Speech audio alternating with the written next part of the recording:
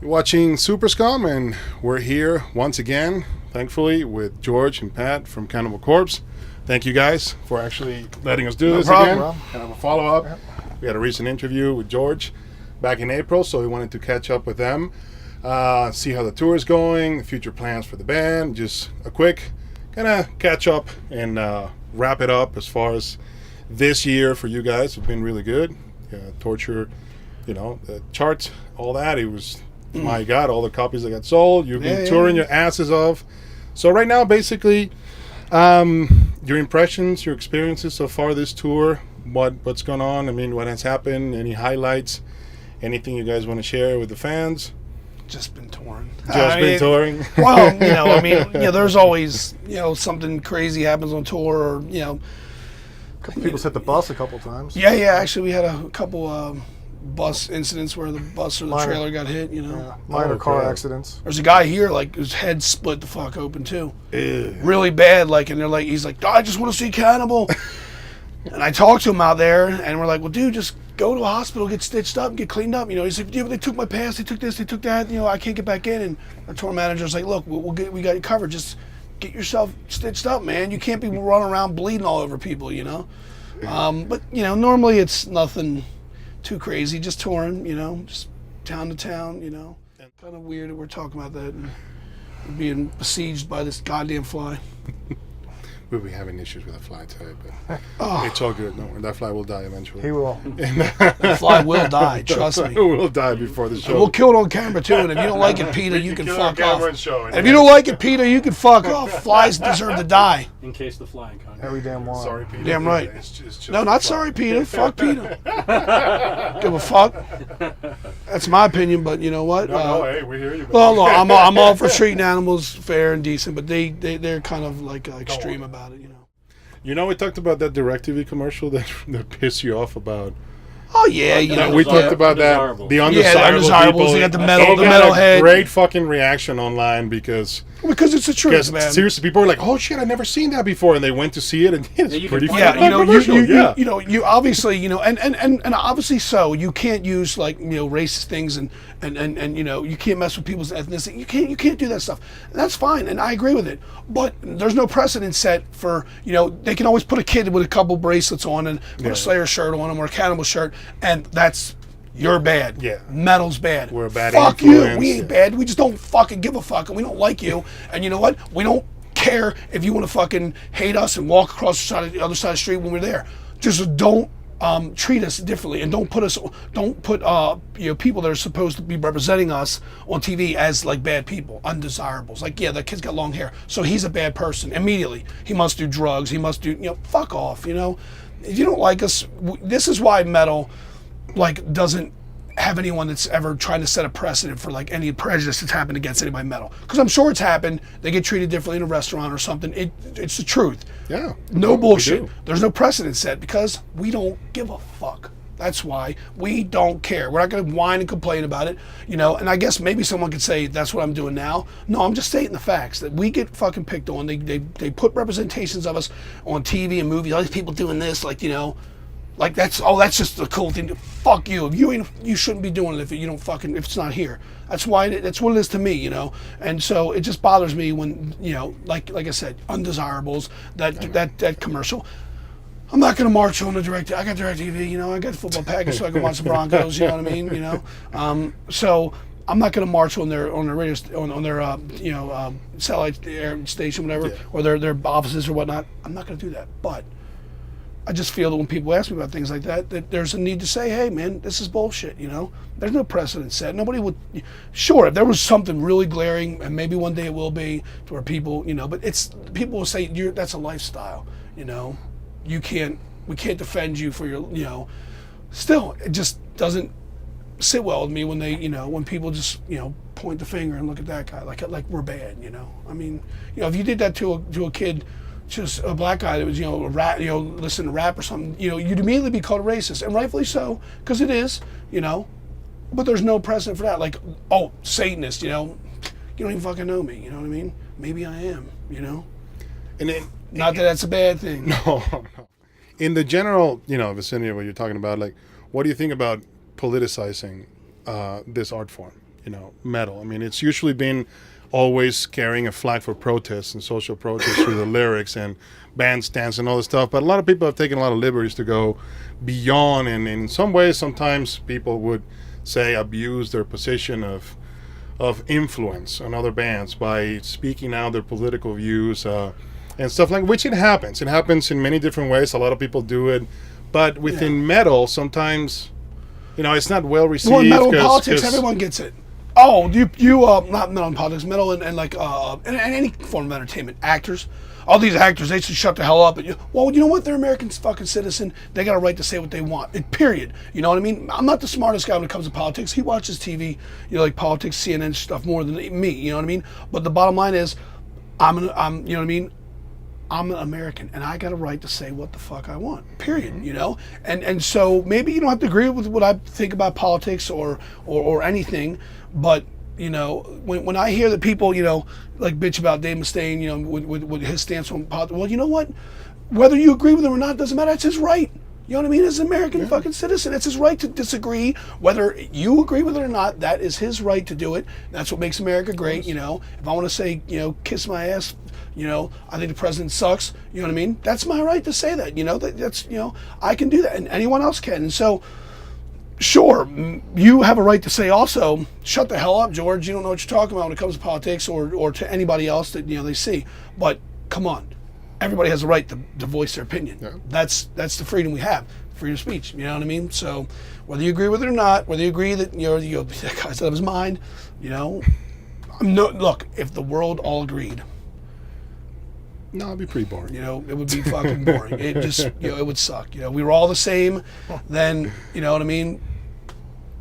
It would suck. So with his specific example, he was not the political side of it, but he did have some discriminatory comments towards other groups, and we come from the metal community. We have been discriminated, like you said, because we're metal fans. Like, why are we going to take that stance and just give it back if we've experienced it? Well, metal should. We would think we wouldn't do it to others because we've been complaining about it, but apparently, some people don't. And black, white, rainbow, gay, straight, black, white, rainbow, gay, straight, whatever. It's a big fucking world. Everybody's part of our circle view. It's a big circle, covers the whole world. Not everybody likes death metal. Not everybody likes heavy metal. A lot of death metal kids don't care about doom metal. You know what I mean? Black metal kids don't care. You know what I mean? About deathcore. Everybody likes their own style, but we're all still linked in one way. You know what I mean? At the beginning of the fucking tree, the roots of the tree, there's Black Sabbath. And there you go. And everybody is a part of that, whether you listen to them or not. That's the beginning. And that's, and there's all these branches. It's one big tree. And so, not everybody wants to, because trust me, I bitch about like when people say glam metal. I don't believe there's such a thing. It's glam rock. It's rock and roll. And it's glam. I'm not ragging on anybody. I'm not, I don't particularly listen to it. And I'm not, hey, do what you got to do. But it ain't metal. That's what I bitch about. When I hear that, certain bands are, but again, that is also open for debate, I guess. Some people disagree with me, but don't. Because there ain't no such thing as glam metal. All right. And this is the corpse grinder, for God's sake. Some people still good. Some people still no, dude. But people would argue. People would argue. There's lots of shows and people done documentaries and things that kind of would argue their point that it is. Either way, it's all one big tree. You know what I mean? The world of metal, and we're all in it together, and we accept anybody. It doesn't matter, what your sexual preference is, what the color of your skin is, what your religious views are. Everybody's in. Bring it on, yes. We don't all always get along as far as how we see things, but that's it within metal. So obviously, it's like culture, that in the world. Man. It's just, we're all we gotta stick together, man. But at the same way, this is a nice chance for the fans to hear you talk like that and to see, because you have a different stage persona, which is nothing wrong. You get more the serious, mean. And you get. I mess around. Sometimes you actually lecture the fans and you tell them what you have to say. Some people say, "Why are you mean to the kids?" Well, sometimes they get, "Why are you mean to the kids?" Because I'll say stuff like, "You better fucking slam, I'm gonna come out there and kill you," and it's like, obviously I'm not. But it's I think that anyone that's really a fan of ours, and even if you're not, then you definitely laugh at it. You definitely cannot. If it's the first time you've heard us, maybe you will go, "Oh, dude, that dude's fucking crazy. I'm a big guy, I'm headbanging and going crazy.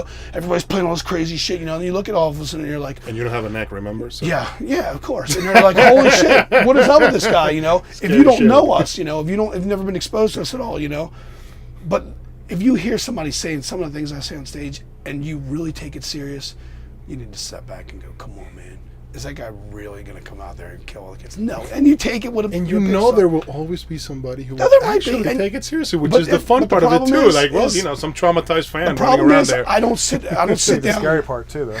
But I don't sit down and go, should I say that or not? No, exactly. Sometimes if I will say something, maybe somebody will go, hey, man, you should maybe change that a little bit, alter it. Not like censoring or nothing, but just like, you know what I mean? Like, so it sounds a little better. This will be cooler, I mean, really, because, for I come blood. It's about shooting blood out of your cock. I mean, simple, sweet, bam. You know what I mean? Done. And I'll tell you, I see some security guards who I know, and certain other people in the crowd that I know don't know who we are.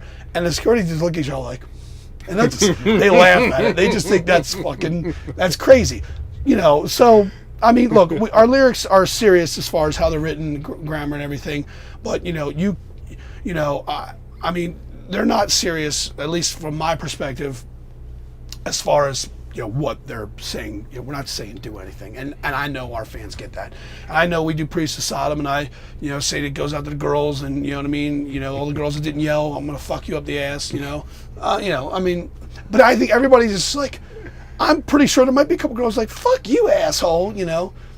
But they're probably doing that anyway. So and the girls that cheer, they get it, they understand, they're fans of the band. Look. It's serious. I take the headbanging serious. You know what I mean? I take, sometimes I'm saying stuff and I'm like, motherfucker, better start headbanging, And your usual challenge to the fans. Sure, But with all that said, it's all still supposed to be fun. All of it. It should all be fun. And, I mean, maybe I will fuck you up the ass. So what's next for the band? What's Fly? There we go. So, we're going to, I mean, because we did Europe, we had 6 weeks in Europe, then we came home, we had 10 days off, came out here. How were the festivals? Good. Awesome, yeah, it was great. Yeah. Had fun with those? There's always something different compared to the States and all Sweden that. Rock and Hellfest, fucking King Diamond played. Yeah. And Hank 3 played, but I missed it because he played the same time as us. We'll be at Hank 3 in a couple weeks here. I know that's, I just heard, somebody was playing here. I wanted to see Hank 3. He played the exact same time he started, like in this other stage. And but we got done pretty quick, so I grabbed a bottle of whiskey and ran over and caught the last few bits of the country set and watched the rest of the set. So it was awesome. And I seen him in Austin not too long ago, so like last year. Fucking amazing. Yeah, dude. 3 to 4 hours. I love it, man. Yeah. Yeah, man. He plays a lot. I mean, he puts it all into it, man. It's great. Great show. No, hey, dude, we wish you all the best. I mean, awesome. Congratulations on all the success from the latest album as well. From all this touring, you are touring your ass off. That always pays off. That always gets more fans added to the list. That always has more exposure to the new material and the other material as well from the band. And fans are happy. You've gone everywhere. Today. There you go. Right behind you, that the goddamn fly. We have a very dedicated fly fan. Go ahead. Go for it. Go for it. You got it. I had it too. Dude, that fly is tough as nails. I had it too. That's a metal fly. So that's a fucking He's death a new metal. fan. Just leave It's him a alone. death There metal he is. fly right there, man. He's one of the friends. Well. Has to have a good death. But we're gonna take this opportunity to, as usual, we like to end with you guys. So talking to the fans, say whatever you want to say to them. Stay metal. Stay metal. Keep supporting death metal. Keep buying our albums. We won't let you down. Yeah. We promise. Great, man. Thank you once again for the opportunity. Awesome. George, No problem. Pat, thanks very much, man.